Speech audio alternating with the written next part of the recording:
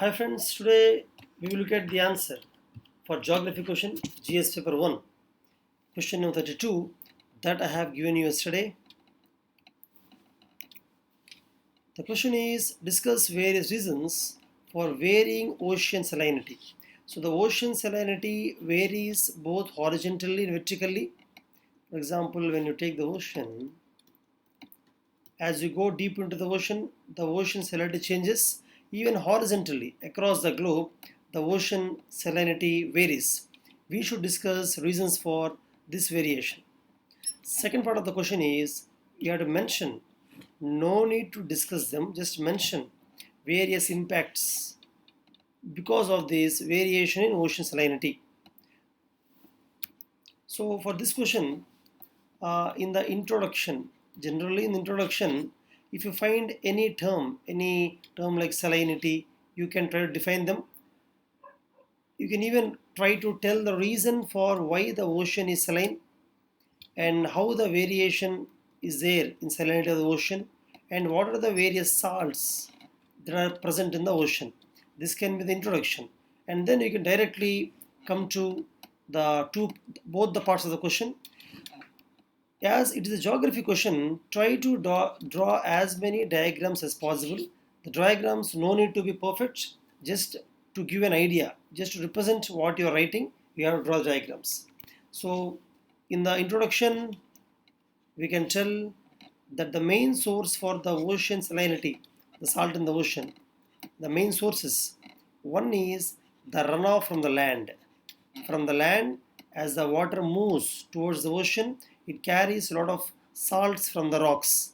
Second reason is from beneath the ocean. From beneath the ocean, as seafloor is spreading, as the volcanoes are coming from under the ocean into the water, as they're mixing with the water, they bring a lot of salts. So these two are the major reasons for salinity in the ocean. And you can even define what is salinity. You can say that salinity is the number of grams of salt present in 1 kg of water, 1000 grams of water. So it is measured in parts per thousand. Per 1000 grams, how many grams of salt is there? Is called ocean salinity. And on average, if you take the overall ocean salinity, surface ocean salinity on average, it would be 34 parts per thousand to 36 parts per thousand mostly. And the common salts available, most of the salts are sodium chloride, almost 80% will be, 85% will be sodium chloride and magnesium chloride. This constitutes almost 85% of the ocean salinity. So you can write this as introduction for around 4 to 5 lines and directly come to the first part of the question. Discuss the reasons for varying ocean salinity. First, we will discuss reasons for the variation in the ocean salinity horizontally. Horizontally, we will look at the whole. You can draw the Africa, Saudi Arabia, India, the Australia, South America, Central America, the North America, Alaska, Greenland. So you can say that one reason, horizontal means across the Atlantic Ocean, across Pacific Ocean, across Indian Ocean, as you move like this, what is the variation salinity? So first reason is winds. So see, broadly you can divide the winds as offshore winds and onshore winds. For example, the onshore winds, the winds coming towards the coast, they bring most of the surface water closer to the coast. And surface water generally will be more saline in the areas where evaporation is more. So as the winds take the surface water towards the coastal waters will become more saline. Similarly, offshore winds will take away the surface water from the coast, because of which upwelling of fresh water will be there, which generally will have less salinity. Now, however, friends, this is not the same for all latitudes. I'm talking about the tropical. Particularly 20 to 30 degrees latitude talking about. Because when you go to the high latitudes, the case is different. Now, second one is ocean currents. How do ocean currents affect the salinity of the ocean water? See, for example, if you take the northern Atlantic drift, it is from here. look at the map here. The North Atlantic drift is the warm ocean current. As it is warm, the evaporation is more. As evaporation is more, salinity of the water will increase. So as the North Atlantic drift goes to North Sea, the salinity of the North Sea is higher. Similarly, when you take the cold ocean current, for example, the Peruvian current here, cold ocean current, there is less evaporation, because of which salinity will be lower. Now, the third reason is open sea and closed sea. Closed sea, like for example the Mediterranean Sea here, closed sea, or Red Sea here. In the closed sea, what happens is there won't be any mixing of this water with the open water. So salinity will be higher here. Whereas in the open sea like Atlantic Ocean, Pacific, open sea, because of the mixing, generally the salinity will be on average 35 parts per thousand.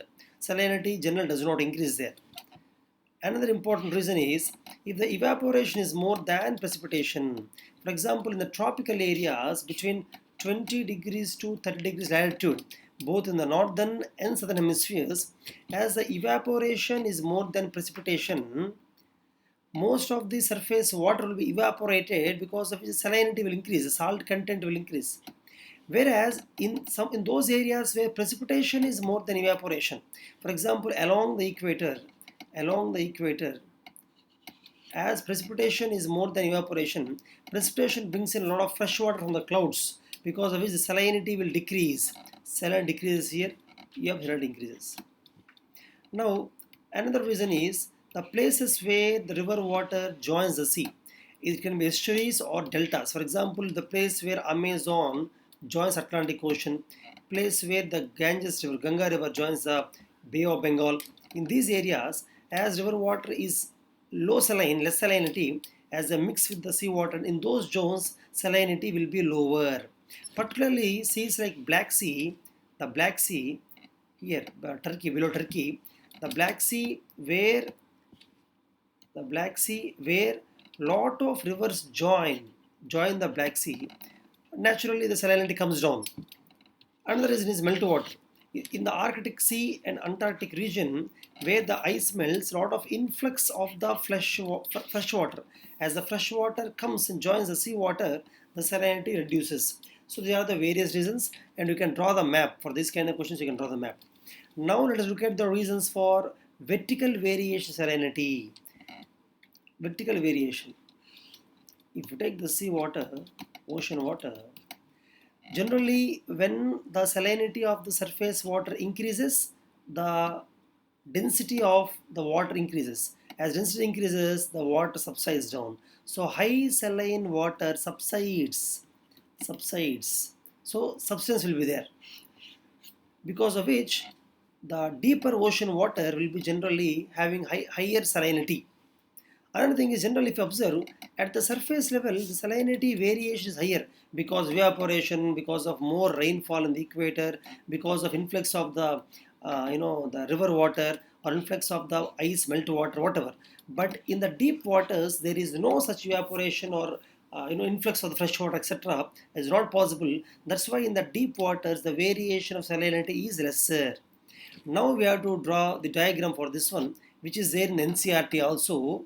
If you look at the higher latitudes, that means 60 degrees, 70 degrees, the polar areas, you can take on x-axis, take salinity, for example 34 parts per million, 35 parts per million, 36 parts per million, x-axis, and y-axis you can take depth. This is surface of water, 0, then 1 kilometer, then 2 kilometers, 2000 meters, like that you take depth. Now in the higher latitudes, as I told you, in the 60 degrees, 70 latitudes, because of the influx of the fresh water, salinity will be less in the surface. But as you come down, initially salinity will be almost non-changing. After certain depth, salinity will suddenly change, and then it will be uniform again. So this part where salinity is changing steeply is called halocline. Similarly, in the 20 degrees, 30 degrees tropical areas where the evaporation is more, salinity at surface is very high, and then salinity reduces. Again, at the depth it will be same. Again, this is called halocline. So like that, in the high latitude, in the low latitude, The variation is different. However, overall, we have drawn the diagram to explain how salinity varies vertically. Now, second part of the question is what are the various impacts because of this varying salinity across the ocean water? See, one thing is because of salinity in the ocean, the flotation will be more. Generally, marine animals would be able to float easily in the water having more salt because they are more dense. So, in the places where salinity is more, the ships also actually float higher in the places compared to places where salinity is lower.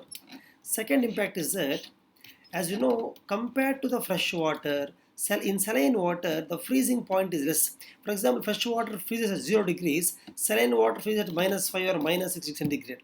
So even in the winter season also, saline water does not really freeze, because of which the navigation of the ships in the ocean water is easier in the winter season also. Second impact. Other impact is, as you see at the equator and the poles, at the equator, as the rainfall is more, there will be swelling of water on low saline water. They start moving towards the poles. In the poles, the cool heavy water will sink down. So if this is the pole, these are poles, this is the equator. In the polar area, heavy water will sink and they'll flow towards the equator. In superficial level, equator water rises up and they flow towards the poles. So this creates both surface ocean currents and subsurface ocean currents.